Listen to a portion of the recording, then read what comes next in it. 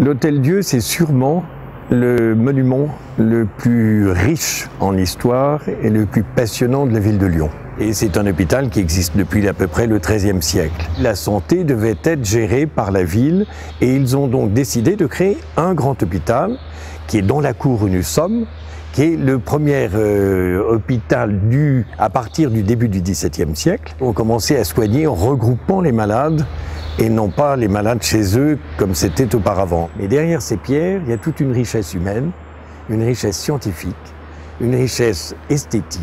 Et c'est toute cette osmose et cette harmonie des trois qui donne une dimension exceptionnelle à cet Hôtel-Dieu, et je dirais qu'en font un édifice inspiré.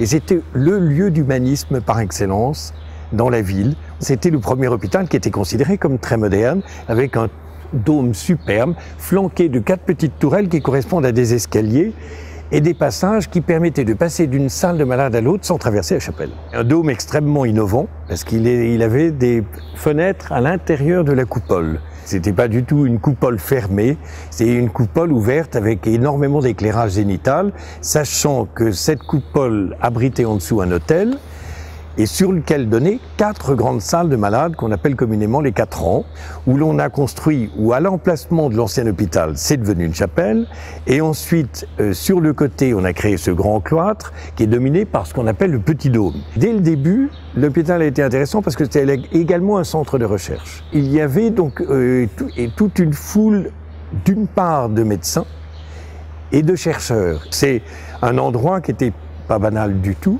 toute la hiérarchie de ceux qui s'occupaient de la médecine, qui développaient énormément leur science et leur technique et leur savoir-faire. C'est toute cette mémoire qui reste, de cette mémoire vivante, je dirais, de la santé, de la médecine, de tous ceux qui ont été heureux, qui ont été malheureux, de tous ceux qui ont œuvré dans cet hôpital, qui est intéressant de transmettre aux jeunes générations.